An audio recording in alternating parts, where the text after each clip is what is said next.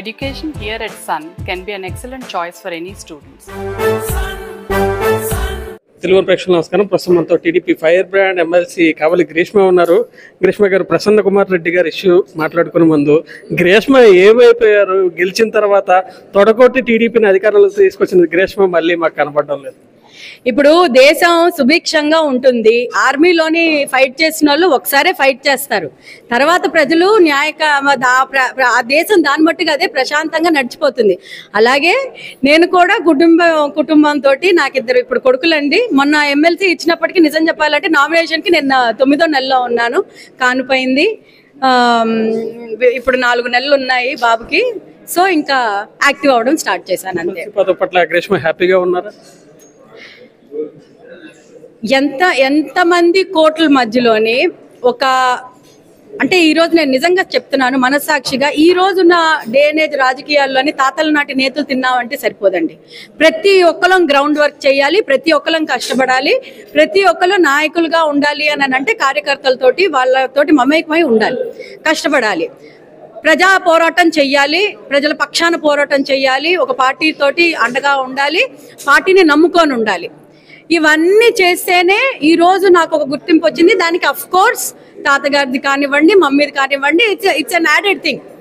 So ఇలా ఈ ప్రయాణంలోని నాకు ఉమెన్ ఫైనాన్స్ కార్పొరేషన్ చైర్మన్గా ఇచ్చినప్పుడు నిజంగా చెప్పాలంటే నేను దానికే సంతృప్తి పడ్డాను. నాకు అసలు ఎమ్మెల్సీ ఇస్తున్నారు అన్న సంగతి కూడా అసలు ఐడియా కూడా లేదు, ఎక్కడ లీక్ కూడా కాలేదు. మీరందరికీ తెలుసు, అసలు నాకు జీరో నాలెడ్జ్ ఉండింది. అది నాకే సర్ప్రైజ్. నా మీద ఇంత రెస్పాన్సిబిలిటీ పెట్టిన చంద్రబాబు నాయుడు గారికి కానివ్వండి, లోకేష్ అన్నకు కానివ్వండి, నేను ఎప్పుడూ రుణపడి ఉంటాను. వాళ్ళకి నిజంగా ఏవైతే కౌన్సిల్లోని అబద్ధాలు చెప్తున్నారు అక్కడ వైసీపీ నాయకులు, నువ్వు నిజంగా నిలబడి నిజం చెప్పాలమ్మా అనుకొని నన్ను ఎంచుకున్నారు కాబట్టి ఖచ్చితంగా కౌన్సిల్లోని నా గలం విప్పుతాను, నిజాలు చెప్తాను, ఎలాంటి అబద్ధాలకి తావు లేకుండా ఉండేటట్టు చేస్తాను. ఎమ్మెల్సీ పదవి పట్ల గ్రీష్మ రుణపడి ఉన్నారు. చంద్రబాబు పాలన బాగుందని చెప్తున్నారు, కానీ జగన్మోహన్ రెడ్డి బాబు షూరిటీ ఇచ్చాడంటే ఖచ్చితంగా మోసం గ్యారంటీ అని చెప్పి ప్రజలకు చెప్తున్న పరిస్థితి.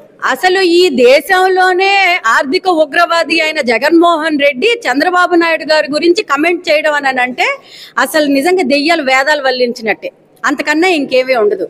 కుళ్ళుతో కుతంత్రంతో ఎలాగో ఒకలాగా 2019లో అయిపోయాడు. ఒకసారి సీఎం అవ్వాలి, ఆయన కోరిక తీరిపోయింది. ఏది వాళ్ళ తాత తాలూకా కోరిక, ఈయనలో ఉన్న కోరిక. One chance, one time CM అయ్యారు, అయిపోయింది. ఇంకా మిగతాదేమీ అవసరం లేదు.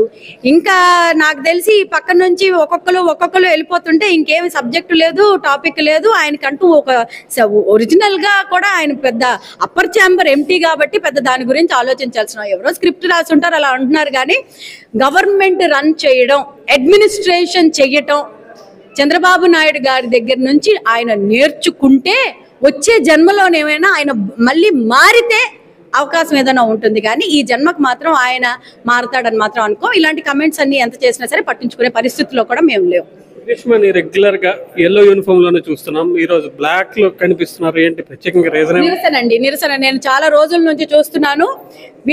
వీళ్ళు తప్పు చేసి, వైఎస్ఆర్సీపీ వాళ్ళు తప్పు చేసి, వీళ్ళు స్కాములు చేసి, వీళ్ళు డబ్బులు కొట్టేసి, వీళ్ళు మహిళల మీద కమెంట్ చేసి, వీళ్ళు మర్డర్లు చేసి, డోర్ డెలివరీలు చేసి, ప్రతి ఒక్కటి వీళ్ళే చేసేసి వీళ్ళు రోడ్డు మీద ఎక్కి నిరసన చేయడం అనేది దారుణం.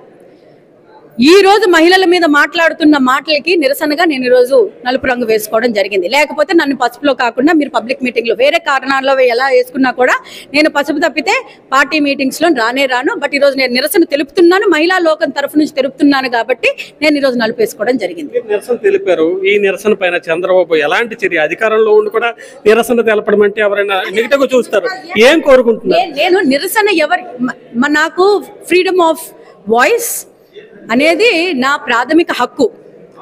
నా నిరసన జగన్మోహన్ రెడ్డి వ్యాఖ్యలకి, జగన్మోహన్ రెడ్డి ప్రస్తావించిన టాపిక్స్కి, జగన్మోహన్ రెడ్డి అనే వ్యక్తి చేస్తున్న దుష్ట రాజకీయాలకి, జగన్మోహన్ రెడ్డి దంపతులు భారతిరెడ్డి ఇంకా జగన్మోహన్ రెడ్డి నడుపుతున్న ఛానల్ మీద, న్యూస్ ఛానల్ మీద, ఇదే నా నిరసన.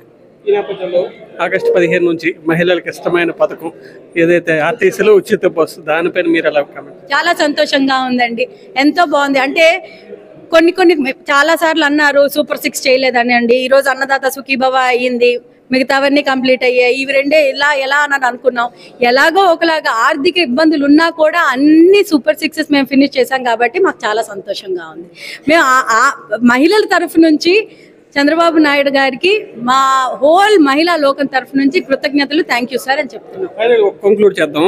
యుద్ధం అయిపోయింది కాబట్టి సైలెంట్ గా ఉన్నాను అని అంటున్నారు, కానీ ఎందుకు తగ్గి ఉన్నారు అని చెప్పి వైసీపీ వాళ్ళు ఇచ్చేదానికి మీరేం కౌంటర్ ఇవ్వబోతున్నారు? నేను తగ్గానా? మంచిదే కదా. ఒకసారి ఒక అలా వెనక్కి వెళ్ళింది అని అంటే పెద్ద సునామీ లాగా బయటికి రావటానికే వాళ్ళే చూస్తారు కౌన్సిల్లో. Thank you. ఇది ఎమ్మెల్సీ గ్రీష్మ స్పష్టం చేసేశారు. ఏదైతే రాష్ట్రంలో జగన్మోహన్ రెడ్డి చేస్తున్న విధానాలన్నీ ప్రజలు ఎప్పటికీ గుర్తించారని ఆయన ఎవరు విశ్వసించే పరిస్థితి లేదని చెప్పి గ్రీష్మ చెప్తున్న పరిస్థితి ఉంది. ఇంకోవైపు తాను ఎట్టి పరిస్థితుల్లో తగ్గే పరిస్థితి లేదని, కేవలం సింహం 4 అడుగులు వేసిందంటే మరో బలమైన అడుగు వేయడానికి అని చెప్పి గ్రీష్మ చెప్తుంది. భవిష్యత్తులో మరింతగా పార్టీ కోసం, ప్రభుత్వం కోసం పనిచేస్తానని చెప్పి గ్రీష్మ స్పష్టం చేస్తున్న పరిస్థితి ఉంది. శ్రీకాకుళం నుంచి కెమెరా పర్సన్ నాగతో ప్రశాంత్, తెలుగు న్యూస్.